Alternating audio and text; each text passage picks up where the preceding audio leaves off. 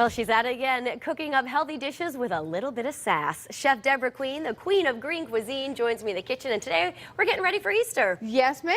Yeah, we've got our little potato latkes, or pancakes. It is Passover, so this is a traditional Jewish thing as well.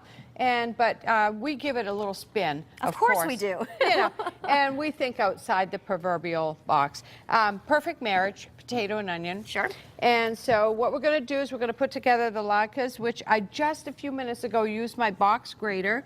This is a box grater, pardon my reach. No problem. And I also just grated up the onion. What's going on in here? You grate up your potato and your onion. Okay. And I found these handy dandy little coffee strainers, which work really well. You could use cheesecloth, but you essentially want to get most of the moisture out, not all of it, because you want the starch from the potatoes. Okay. You know, you want some of that starch. And so we have our little eggs here. If you want to just stir up those eggs for me, I'll give you a little whip here. Thank you. So whip those babies.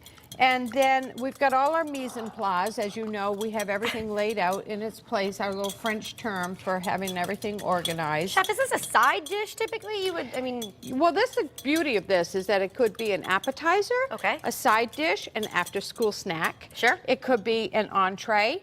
You know, it could be a side dish or it could be a midnight snack. Even better, you know? I love that. Even better. So we're going to take our potatoes, which are here already strained out, and you see, you know, the water comes out. It turns brown. So what we do is we take a vitamin C tablet. Now you can mix all that together, please. Sure. We take a vitamin C tablet and crush it, half of a vitamin C.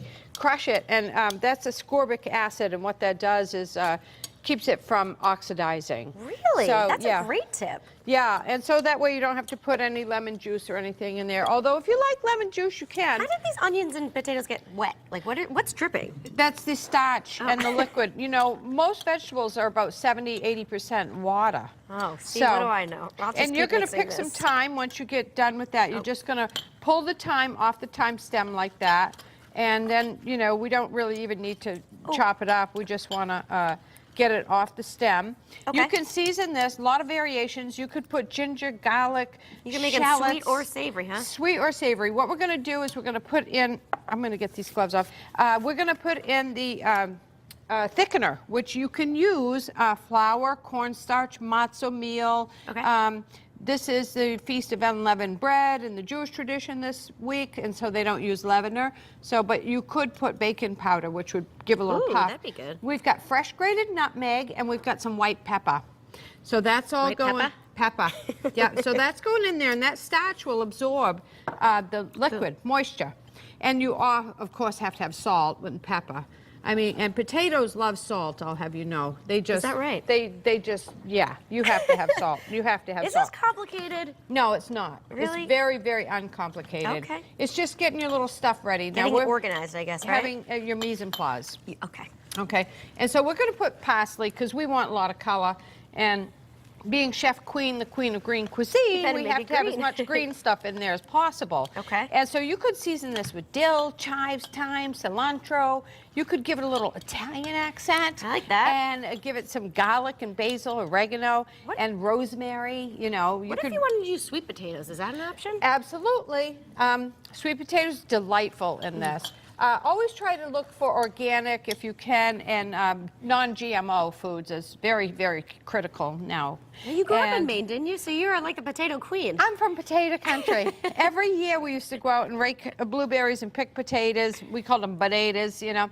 And so we've got our little fry pan going here. We also are doing some wonderful homemade applesauce. I love Can that. You smell yeah, that? It smells delightful. Very simple. I would have showed you, but it's like a couple minutes. You just chop up the potatoes, a little lemon juice, and cinnamon and sugar. Easy. And let it cook down. It takes about 15–20 minutes. Now with this, all you do is you take a fork. Now we're using a big fork. We're using a big fork, but you don't have to have a big fork, all right? And then you just put them on there, and they sizzle up beautifully. So go right ahead, honey. I'm gonna make one here. Make yourself to home. You know, as we say, get your apron.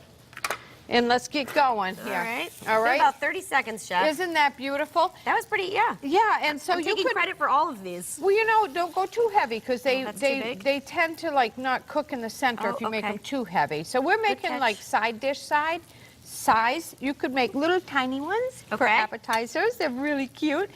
You can garnish them like with the applesauce and craisins or Sounds cranberry, you know, dried cherries, that type of thing. In the mix itself, you could put shredded carrot or A lot of horseradish. variations, huh?